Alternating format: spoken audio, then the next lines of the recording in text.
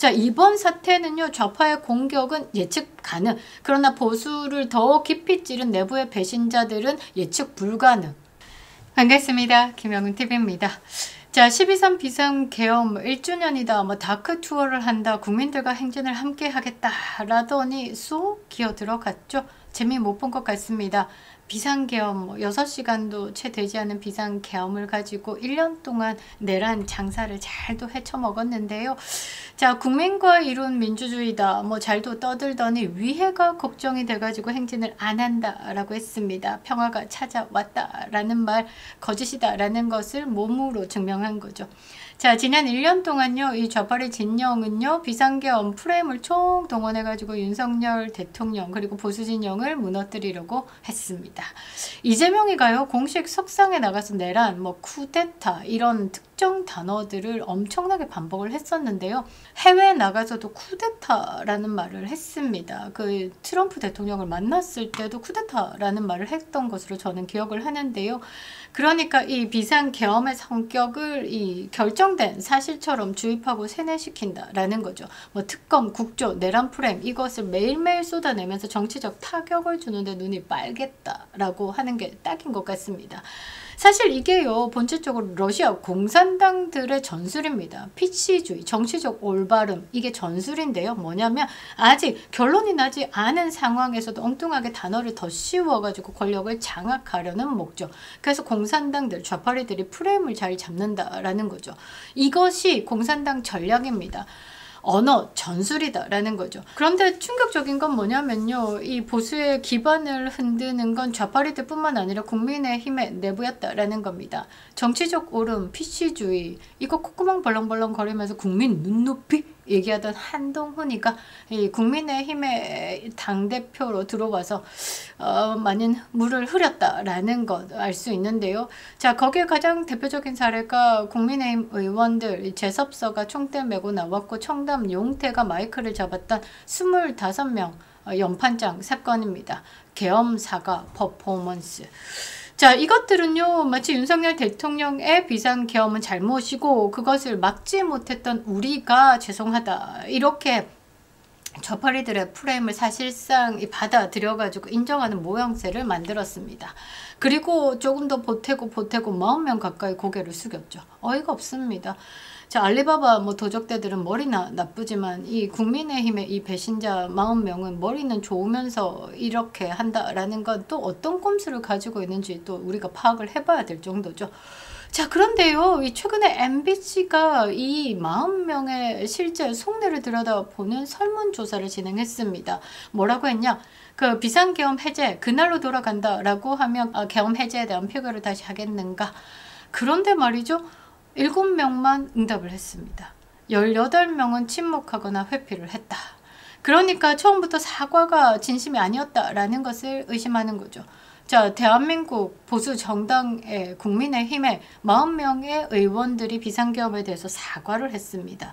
그런데 정작 이 부분에 대해서 다시 돌아간다라고 하면 표결 해제하겠냐라는 질문에 뜨뜨미지근한 18명과 그때도 하겠다라고 한 사람은 7명. 숫자가 안 맞다라는 겁니다. 즉 이들이 말한 비상계엄에 대한 사과는요, 국민을 향한 것이 아니었다라는 겁니다. 뭐냐 그러면 장동혁 체제를 흔들기 위한 정치 공작 내부 총질이었다라고 볼 수 있습니다. 자, 오늘은요, 사회 곳곳에서 드러나고 있는 현재 민심에 대해서 여러분들에게 알려드리고요. MBC 조사를 통해서 드러난 국민의힘의 이 40명의 천박한 진짜 본심에 대해서 말씀드리겠습니다.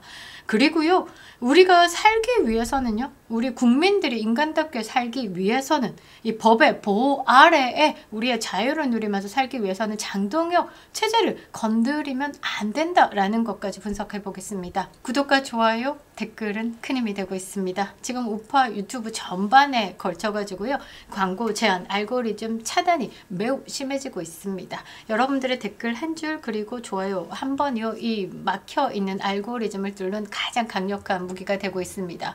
저와 연동되어 있는 보수의 비밀 병기들까지 함께 싸울 힘을 충전시켜준다라는 거죠. 여러분들의 손끝에서 우파의 싸움은 더욱 강력해지는 겁니다. 많은 클릭, 댓글 한 줄 부탁드리도록 하겠습니다. 그리고 멤버십 가입도 너무 감사드리겠습니다. 감사합니다. 자, 여러 가지 기사들도 있고요. 이렇게 밖에 나가보면요. 다시 우리가 그때 한남동에 뜨거웠던 윤어게인을 확인할 수 있는데요. 국민들은 이미 계엄을 인정했습니다. 그리고 사실 많은 국민들하고 이야기를 해봐도요. 계엄, 비상계엄, 내란, 그거 좀 집어치워라. 지금 환율이 얼만데. 이 말이 우선입니다. 환율요 미쳤습니다. 1480원 찍었습니다. 이거 다음 영상에서 다룰 예정인데요. 아니 이건 뭐라고 해야 되나? 이재명 노멀 시대다 라고 하더라고요. 이제 존경한다 라고 했더니 진짜 존경하는 줄 알더라. 이게 어느 순간 뭐 이제 이재명이라서 라고 수용이 돼버렸잖아요. 대한민국의 환율 1440원에 내란 환율이다. 미쳤다. 국민의 뭐 7% 재산이 날아갔다. 난리 발광을 피다가 지금 1480원 찍었습니다. 그런데 조용하다라는 거죠. 이게 뭐냐? 이재명 효과다라는 겁니다. 자, 비상계엄 당시로 돌아가 보았을 때 윤석열 대통령의 판단이 옳았다 아니면 틀렸다라고 묻는 여론조사 곳곳에서 펼쳐지고 있습니다. 그리고 길가에 진짜 우리나라의 민심들 보면요. 50%가 옳았다라고 이야기를 합니다. 그리고요. 비상계엄 1주년 때 비상계몽이다라고 해가지고 젊은 세대들이 밖으로 뛰쳐나와가지고 그 시각 10시 29분이죠. 비상계몽이 되었다. 와! 폭발을 했습니다. 대한민국 국민들 반이 넘게 대다수가요. 이 비상계엄은 우리에게 뭔가를 알리는 그런 위급한 상황이었다라는 것을 인식하고 인정하고 있습니다. 그러니까 국민들이요 이미 좌파리들의 프레임이 아니라 이 실제로 사실 반국가 세력에게 우리나라가 먹히기 일보 직전이었고 대단히 위기 상황이구나 라는 것을 알고 선택을 한 겁니다. 계엄은요 국회를 점령하고 헌정 질서를 위협하는 상황에서 국가를 수호하기 위한 정당한 조치였다라고 국민들이 알게 된 겁니다. 자, 그런데도 국민의힘 일부 의원들이요 이 좌파리들의 공격에 동조를 해가지고 사과 쇼를 벌였습니다. 잊지 말자 그 이름, 천박한 그 이름, 김재섭이, 자 김용태, 뭐 배현진, 그 다음에 또 누구 있습니까? 한동훈의 똥찌끄러기들, 이준석의 똥찌끄러기들. 국민들은 계엄을 인정했는데 정작 당 내부가 대통령을 공격하고 나섰다. 장동혁을 공격하고 나섰다. 이 모순이야말로 보수가 무너진 핵심 이유다라는 겁니다. 보수 정당 간판을 달고는 있지만 보수의 이념과 가치를 공유하고 지키려는 자들의 집단이다라고 보기 힘들다라는 거죠. 국민의 힘이다라는 것을 자신의 정치 자산과 출세의 도구로 이용하고 있다라는 거고 우리 국민들은 그것에 이용되고 있다라는 겁니다. 소비되고 있습니다. 자, MBC 보도 한번 보겠습니다. 이 사과 쇼다라는 것이 드러난 건데요. 자, 계엄 사과를 하겠다라고 카메라 앞에서 막 벌벌 떨면서 등장했습니다. 그런데 MBC의 추적 조사는 이것들의 진짜 속내를 폭로했습니다. 투표에 불참했던 국민의힘 의원들 90명 가운데요. 국회로 가서 계엄 해제 표결에 다시 참여하겠냐라고 답한 사람은 7명뿐. 자, 김대식, 최수진, 권영진, 배현진, 이성권, 최형두, 송석준 대부분 초재선 의원들이죠. 나머지 18명은요. 회피하고 침묵했습니다. 사과에 앞장서 가지고 마이크를 잡았고 현수막을 들었던 사람들 대부분 응답을 피했죠. 자, 민주당에서요 170명 가운데 153명이 투표에 참여했고요. 국민의힘 의원들 108명 중에 18명만 참석해서 계엄 해제 찬성했습니다.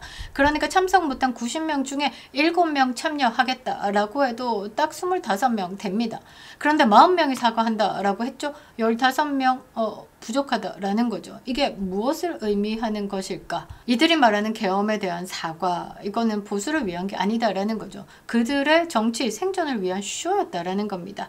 좌파 프레임에 몸을 실어가지고 장동혁 당대표 체제를 흔들고 지지층을 분열시켜서 어찌 해보겠다라는 내부 배신의 세력이다라는 겁니다. 자, 장동혁 체제를 흔들면요 보수가 끝장납니다. 어쩌면 이게 마지막 기회다라고 저는 생각을 하는데요. 세상 다 잃고 나면 뭐 있습니까? 없습니다. 뭐 우리가 흔히 뭐 인생사로 얘기하면 돈이 아무리 많아도 건강 잃고 나면 뭐 끝났다라고 말하는 것처럼 지금 이 체제 전복의 위기 속에서 보수 정당이 마지막 힘을 불살라가지고 이겨내야지만 그 다음이 가능하다라는 거죠. 체제가 뒤집어졌는데 그 다음 자유 외친 듯 뭐 있습니까? 홍콩을 보라라는 거죠.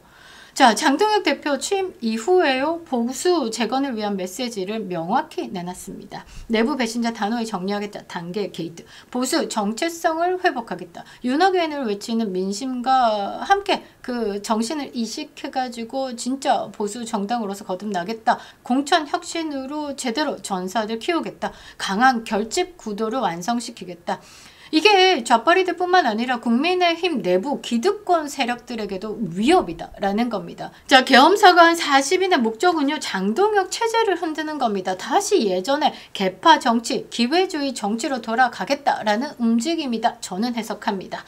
자, 지금요, 우리가 내릴 결론은 명확하죠. 국민은 계엄을 인정했고 윤석열 대통령, 장동혁 당대표 정당성은 강화되고 있습니다. 내부 배신 세력만 고립되고 있는 거죠.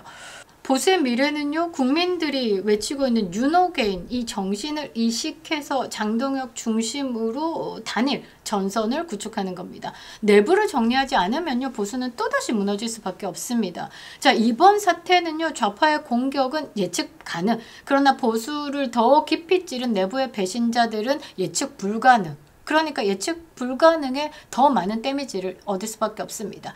25인을 넘어서 40인의 사과는요, 진심이 아니라 정치 공작이었다라는 것. 40인의 명단은 제 페이스북에도 있고요. 다른 우파 유튜브들도 그 40인의 명단을 지금 공유하고 펼치고 있습니다. 그 이유는 뭐냐? 바로 장동혁 중심으로 결집하기 위한 똥찌끄레기들 처단이다라는 거죠. 보수를 흔드는 가장 위험한 세력은요, 밖도 있지만 예측 가능한 밖의 세력, 그러나 안에서 칼 꽂는 자들이다라는 겁니다. 자, 정리를 한번 해보겠습니다. S죠. 단계 게이트 깔 것 같으니까 이제는 별일 아닌 것처럼 물타기를 하고 있습니다. 한동훈이다라는 거죠. 지금 내부에서 이렇게 당을 흔드는 건 한동훈 체제입니다. 자, 이준석, 강효상. 이 강효상 이름은 좀 새로울 것 같은데요. 이 사람에 대해서 한번 읊어드리도록 하겠습니다. TV조선 보도 본부장이었고요. 조선일보 편집국장을 지냈습니다. 2016년에요. 새누리당, 그러니까 김무성계, 유승민계, 다시 쭉 이어지는 이준석계, 그렇게 연결해 보시면 됩니다. 새누리당 비례대표로 정치권에 입문했습니다. 느낌 오시죠? 이준석과 한동훈을 연결하는 사람이 강효상이다라는 그런 느낌 아닌 느낌. 제가 볼 때도 그런 것 같습니다. 그래서 이 세 사람이요, 단계 게이트는 범죄도 아니고 별일도 아니다. 적당히 사과를 하고 넘어가도 된다라는 식으로 지금 분위기를 만들고 있습니다. 정신 차려야 되겠죠. 단계 게이트를요, 이준석이가 쉴드 치고 나왔는데 뭐라고 쉴드 치냐? 해경군 김씨처럼 비난 댓글 좀 달았다라는 수준이다라고 합니다. 도라이 발언하고 있죠. 비난 댓글 도배하고요, 언론사에 넘겨가지고요, 당의 여론이 이러이러하다라고 발작을 하고요, 윤석열 정부를 압박하는 수단으로 당원 게시판을 이용을 한 겁니다. 이거는요, 여론 조작입니다. 형사 사건이다라는 거죠. 형법 제314조 댓글 조작 프로그램을 사용하거나 조직적인 댓글 활동을 통해 가지고 인터넷, 포털, 사이트 등 정상적인 업무를 방해하는 경우에 적용될 수 있는 겁니다. 자, 형법 제314조 제2항의 컴퓨터 등 장애 업무 방해죄로 김경수가 깜빵 갔다 왔습니다. 한동훈 사건은요, 깜빵 가는 사건입니다. 그걸 이준석이가 해경군 김씨 정도로 댓글을 달았다라는 식으로 지금 물타기를 해주고 있습니다.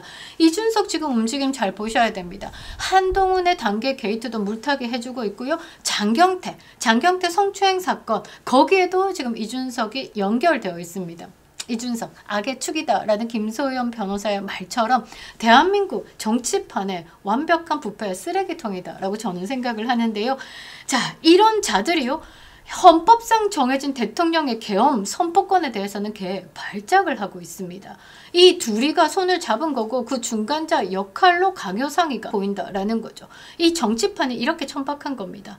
근데 이준석이고 한동훈이고 국민의힘에 손꼽 꽂을 것을 지금 찾고 있다라는 거죠.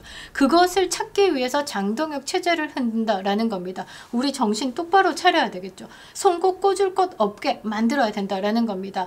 자, 처음 시작은요, 25인의 연판장에서 갑자기 40명이 늘어나서 장동혁 체제를 흔드냐라고 생각을 했더니 그 뒤에는 더 천박한 정치판의 장사꾼들이 있다라는 거죠. 누구? 한동훈과 이준석. 이렇게 정치판이 천박한 겁니다. 여러분들이 생각하는 그 상상을 초월하는 정치판. 이 천박한 정치판에서 도움 하나 없이 홀로 이 모든 것을 다 화살을 다 받고 버텼다라는 게 윤석열 대통령이십니다. 이제 비상계엄에 대해서 왜? 라는 게 어느 정도 이해가 좀 되시지 않았을까? 그래서 국민들은요 더 눈물을 흘리면서 윤 어게인을 외치는 겁니다. 윤 어게인은요 윤석열 대통령이 다시 돌아오신다, 복귀다, 이거 못합니다. 사실상 좀 불가능한 일이고요. 우리가 되찾기 위한 싸움이죠. 윤석열 대통령의 명예 회복뿐만 아니라 대한민국이 이뤄가고 있는 진짜 자유와 법치와 이 모든 것을 되찾기 위한 싸움의 각오입니다. 그래서 윤 어게인을 더욱더 크게 외치셔야 된다라는 거죠. 이제는요 우리가 장동혁이다 라고 운동을 또 해야 될 것 같습니다. 그립다 윤석열. 김영은TV였습니다.